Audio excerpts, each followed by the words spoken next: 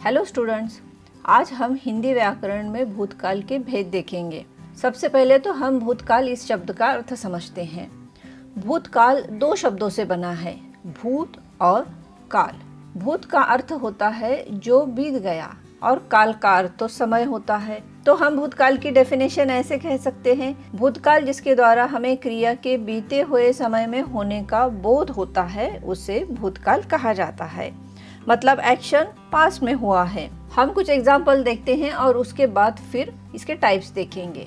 हवा बहुत तेज चल रही थी, वह खा चुका था, मैंने पुस्तक पढ़ ली थी, वे दोनों मेरे पड़ोसियों के बच्चे थे। इन सभी वाक्यों में क्रिया बीते हुए समय में हुई है, पास्ट में हुई है। यहाँ चलने की क्रिया, खाने की क्रिया, पढ़ने की, ये सभी क्रियाएं पास्ट में हुई है, बीते हुए समय में हुई है।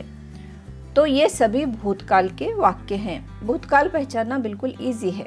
वाक्य के अंत में था, थी, थे आता है। अब इसमें एक्सेप्शन भी है। मैंने पुस्तक पढ़ ली, यह भी भूतकाल है। और ये किस टाइप में आता है ये हम आगे देखेंगे। भूतकाल के 6 भेद हैं, 6 टाइप्स हैं। हम एक एक टाइप को समझते हैं। सबसे पहले आता है सामान्य भूतकाल, सिंपल पास्ट है। सामान्य भूतकाल में क्रिया या एक्शन पास्ट में हुआ होता है, पर उसका एग्जैक्ट समय या समय का निश्चित ज्ञान नहीं होता है। क्रिया सामान्य रूप से चलती है, जैसे मैंने पानी पिया, राम ने रोटी खाई, शाम गया। इन वाक्यों से हमें पता चल रहा है कि क्रियाएं बीते समय में पूरी हो गई और ये सामान्य भूतकाल के उदाहरण हैं। सामान्य भूतकाल में वाक्यों के अंत में आ, ई, ए, था, थी, थे यह शब्द आते हैं। भूतकाल का दूसरा भेद है आसन्न भूतकाल या रिसेंट पास्ट। आसन्न का मतलब होता है निकट, निकट मतलब रिसेंट। आसन्न भूतकाल में कोई भी क्रिया पास्ट में शुरू होती है, भूतकाल में शुरू होती है और वर्तमान में समाप्त होती है। जैसे यहाँ सेंटेंस दिया है, मैंने आम खाया है। आम खाने की क्रिया पास्ट में शुरू हुई थी, भूत में शुरू हुई थी और खत्म हुई है, समाप्त हुई है निकट वर्तमान काल में। वैसे ही सिपाही ने चोर को पकड़ लिया है। चोर को पकड़ने की क्रिया जो है वो पास्ट में शुरू हुई थी और निकट वर्तमान में मतलब रिसेंट ही वर्तमान में वो खत्म हुई है। मेरा मित्र दिल्ली गया है, मित्र की दिल्ली जाने की क्रिया है, एक्शन है, वह पास्ट में शुरू हुआ था और निकट वर्तमान में या अभी अभी वर्तमान में खत्म हुआ है। अब हम पहचानेंगे कैसे कि आसन्न भूतकाल के सेंटेंसेस कौन से हैं। आसन्न भूतकाल पहचानना बिल्कुल इजी है। आसन्न भूतकाल में सामान्य भूतकाल प्लस है, हैं या हूँ आता है। यहाँ हम सेंटेंस देखते हैं, मैंने आम खाया, यह सामान्य भूतकाल का सेंटेंस है। इसमें अगर है ऐड हुआ है तो यह आसन्न भूतकाल हो गया। वैसे ही दूसरा सेंटेंस देखते हैं, सिपाही ने चोर को पकड़ लिया, यह सामान्य भूतकाल का सेंटेंस है। जब इसमें है आएगा इसके आगे तो वह आसन्न भूतकाल हो जाएगा। मेरा मित्र दिल्ली गया, यह सामान्य भूतकाल का सेंटेंस है। इसमें जब है ऐड होगा तो वह आसन्न भूतकाल हो जाएगा। तो आसन्न भूतकाल कैसे पहचानेंगे? तो सामान्य भूतकाल आएगा और उसके आगे है या हूँ आएगा। पूर्ण भूतकाल, पूर्ण भूतकाल में क्रिया से हमें पता चलता है कि कार्य पहले ही पूरा हो चुका है, काम कंप्लीट हो चुका है। या हम दूसरे शब्दों में कह सकते हैं कि जिसके द्वारा हमें पता चले कि कोई भी क्रिया, कोई भी एक्शन भूतकाल से पहले ही हुई है, वह पूर्ण भूतकाल कहलाता है। जैसे वह रोटी खा चुका था, कृष्ण ने कंस को मारा था, अंग्रेजों ने भारत पर राज किया था। इन वाक्यों में क्रियाएं या एक्शन अपने भूतकाल में पूर्ण हो चुकी थी, तो इसे हम पूर्ण भूतकाल कहेंगे। जैसे खाने की क्रिया भूतकाल में हो चुकी थी, कंस को मारने की क्रिया, मारने का एक्शन भूतकाल में पूर्ण हो चुका था। अंग्रेजों का भारत पर राज करने का एक्शन भूतकाल में पूर्ण हुआ है, पास्ट में ही कंप्लीट हो चुका था। तो यह सभी पूर्ण भूतकाल के उदाहरण हैं। पूर्ण भूतकाल में क्रिया के साथ था, थी, थे, चुका था, चुकी थी, चुके थे यह आता है। जैसे अंग्रेजों ने भारत पर राज किया था आया है। वह रोटी खा चुका था। अगर हम यहाँ वह की जगह सीमा लेते हैं तो सीमा रोटी खा चुकी थी। तो पूर्ण भूतकाल में वाक्य के अंत में था, थी, थे, चुका था, चुकी थी, चुके थे आदि आता है।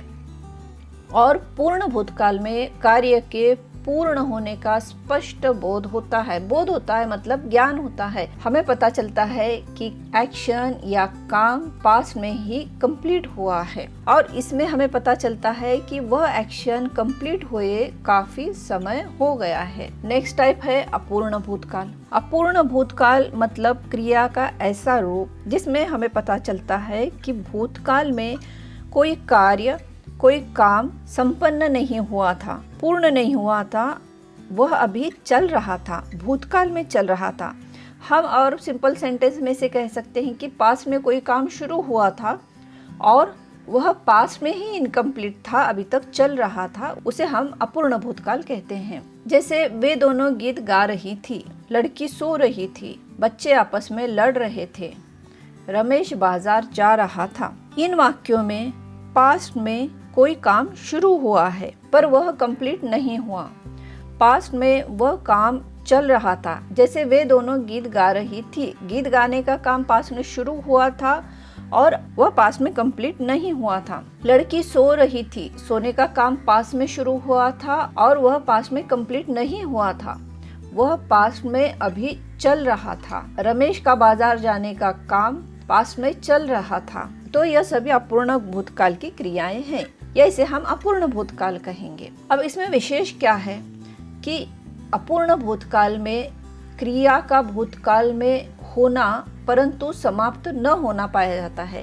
क्रिया भूतकाल में हो रही थी पर कंप्लीट नहीं हुई थी। अपूर्ण भूतकाल के वाक्यों में अंत में रहा था, रही थी, रहे थे आता है। नेक्स्ट टाइप है संदिग्ध भूतकाल। जिस क्रिया का भूतकाल में होना या न होना इसमें डाउट हो, अनिश्चितता हो, संदेह हो, उसे संदिग्ध भूतकाल कहते हैं। मतलब एक्शन पास्ट में होने पर डाउट हो, उसे संदिग्ध भूतकाल कहते हैं। जैसे सीता गई होगी, बस छूट गई होगी, दुकानें बंद हो चुकी होगी, ललित गया होगा। इन वाक्यों में भूतकाल में काम पूरा होने पर संदेह है, डाउट है।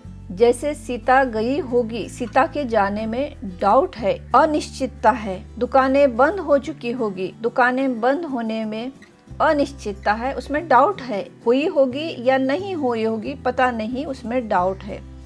ललित गया होगा, ललित के जाने में डाउट है। तो ये सभी संदिग्ध भूतकाल के उदाहरण हैं। संदिग्ध भूतकाल का विशेष क्या है? भूतकाल में कार्य होने में संदेह पाया जाता है, डाउट होता है कि भूतकाल में वह कार्य हुआ था या नहीं। इसमें यह संदेह बना रहता है कि भूतकाल में कार्य पूरा हुआ होगा या नहीं।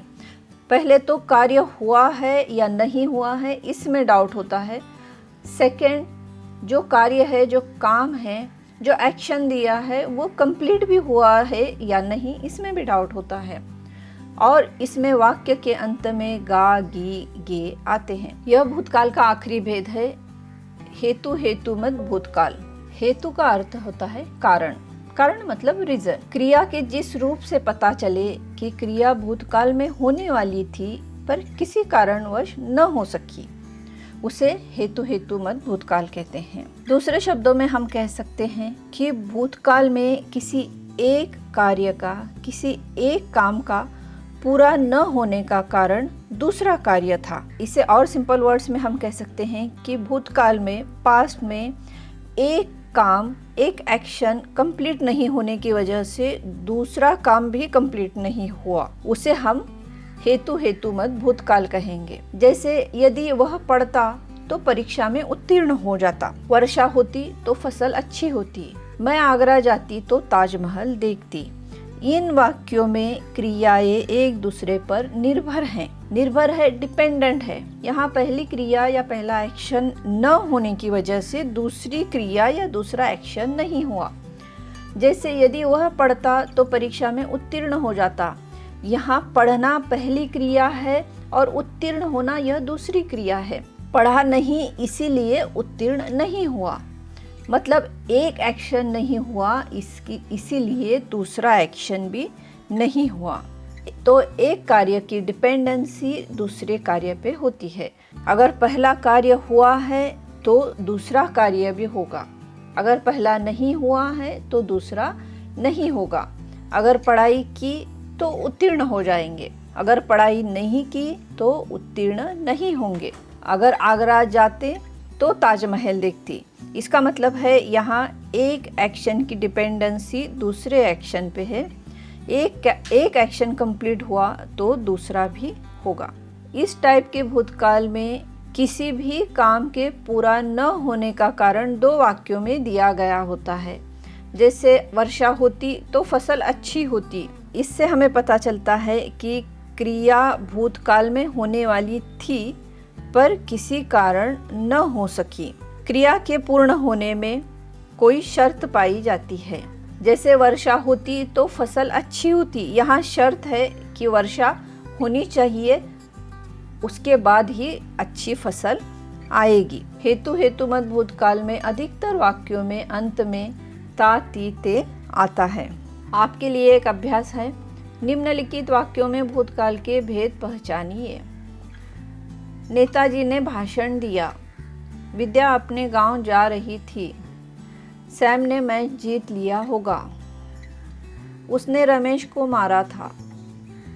युद्ध होता तो गोलियां चलती। लता गाना गा रही थी। मनोज लखनऊ गया था। मेरा मित्र घर आया है। यदि मैं समय पर स्टेशन पर पहुंचता तो गाड़ी में चढ़ जाता। वह लड़का पढ़ता है। नेक्स्ट वीडियो में हम भविष्यकाल के भेद समझेंगे।